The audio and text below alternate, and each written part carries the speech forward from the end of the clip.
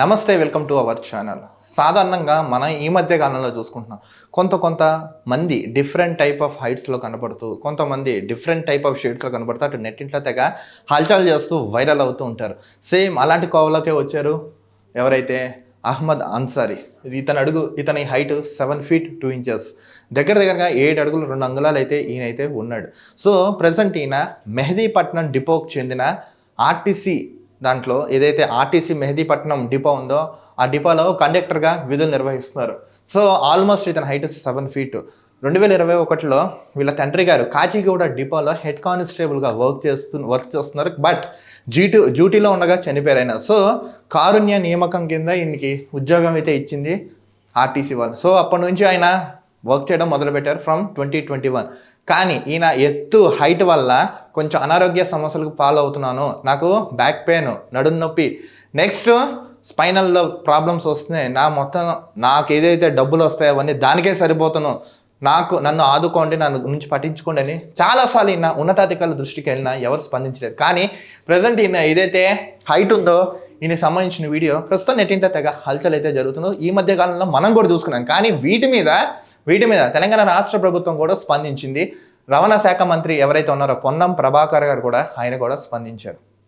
ఈయన్ని ఎవరైతే అహ్మద్ అన్సారీ ఉన్నారో ఈయన్ని ఇంకో దానికి బదిలీ చేయండి అని ఆయన కూడా తెలిపారు. ఇది చిలికి గాలివానకై రేవంత్ రెడ్డి గారి దృష్టి వరకు కూడా వెళ్ళింది. సో దీనిపై ఆయన కూడా స్పందించారు.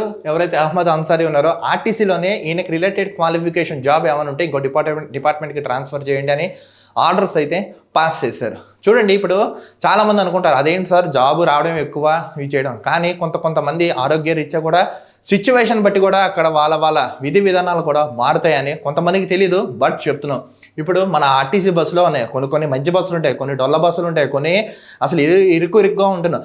అసలు మామూలు సాధారణ జనాలు ఉండడానికే చాలా ఇబ్బంది పడుతుంటారు. అలాంటి క్రమంలో 7 అడుగులు 2 అంగుళాలు అంటే ఇది ఆషామాషి విషయం కాదు. సో అతను కూడా మనిషే కాబట్టి మనం కూడా గ్రహించాలి. కానీ ఇప్పుడు ఏదైతే ఈ ఫోటో ఉందో నెట్టింట్లో అయితే తెగ హల్చల్ అయితే చేస్తున్నారు. అసలు ఇప్పుడు ఏదైతే ఈయన హైట్ పర్ఫార్మెన్స్ రిలేటెడ్ ఏవైతే ఉన్నాయో నెటిజన్స్ అయితే తెగ ట్రోలింగ్ చేస్తారు. ఈయన మంచో చెడో ఈయన ఒక ప్రాబ్లం ప్రభుత్వం దృష్టి వరకు కూడా వెళ్ళింది. అసలు వాళ్ళు ఏమన్నారు ఏంటో కూడా ఎక్స్ వేదికగా వాళ్ళు పోస్ట్ చేయడం అయితే జరిగింది. అసలు ఆర్టీసీ వాళ్ళు ఏం స్పందించారు ఏంటో కూడా చూడండి. నామ్హైకి ఇదేంటి పొన్నం ప్రభాకర్ అలా చెప్పారు అంటే సార్ త్వరలో పోస్ట్ మారుస్తామని కండక్టర్కి మాట ఇచ్చారంట. ఇక ఏమైంది, ఐఎమ్ శ్రీకాంత్ ఇంత చిన్న విషయానికి సీఎం అప్రూవల్ కావాలా అని అరుణ్ భగవత్లు తెలిపారు. అసలు ఏం చెప్పారు వీళ్ళు ఇక్కడ చూడండి. ఈ విషయం రేవంత్ రెడ్డి గారి దృష్టి వరకు వెళ్ళింది.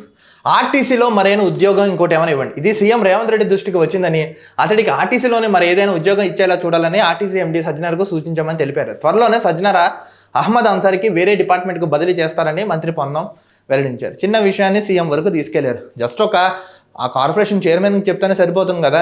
బట్ ఇప్పుడు ఇది సజ్జనార్ గారు కూడా తీసుకుని యాక్షన్ని మేము ఇంకో డిపార్ట్మెంట్కి బదిలీ చేస్తామని వాళ్ళైతే తెలిపారు. బట్ ఇది ట్విట్టర్లో పోస్ట్ చేశారు.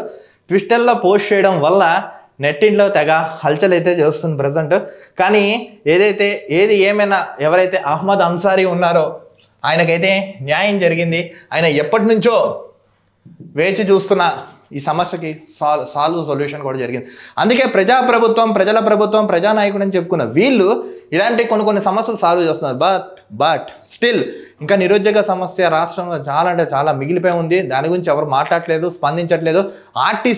ఆర్టీసీలో ఎన్ని నియామకాలు ఇప్పటివరకు జరిపారు, అసలు ఎంతమంది రిటైర్ అయ్యారు, ఇంకా ఎన్ని ఖాళీలు ఉన్నాయి, వాటి మీద కూడా కొంచెం ఫోకస్ పెట్టండి. సరే, పరిపాలన మీద ఎలాగైనా మీరు ఫోకస్ పెట్టారు బాగానే ఉంది. బట్ ఆర్టీసీలో అసలు ఎన్ని ఉద్యోగాలు ఖాళీ ఉన్నాయి, ఎంతమంది రిటైర్ అయ్యారు, ఎన్ని కారుణ్య నియామకాలు చేపట్టారు, వీటి మీద కూడా అధికారిక ప్రకటన చేయవలసిన బాధ్యత రాష్ట్ర ప్రభుత్వం మీద కూడా ఉంది. నిరుద్యోగులు సైతం మీ యొక్క ప్రకటన కోసం ఎంతో కాలంగా వేచి చూస్తున్నారు.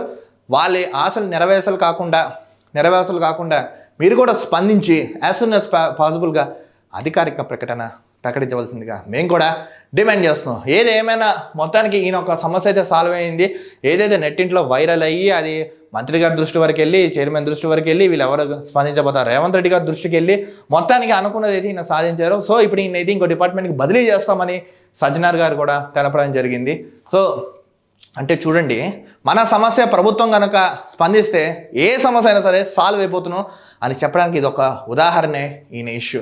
ఆడియన్స్ అండ్ గైస్, ప్రజాప్రభుత్వం అని చెప్పి ఏర్పడిన తెలంగాణ రాష్ట్రంలో కాంగ్రెస్ ప్రభుత్వం ఎలా పరిపాలన చేస్తున్నాం, ఎలా అనిపించింది, మీ యొక్క విలువైన అమూల్యమైన సలహాలు సూచనని వీడియో కింద కామెంట్ బాక్స్లో మీ అభిప్రాయం తెలపండి. Maximum video like share comment చేయండి. మరో వీడియోతో కలుద్దాం. Thank you.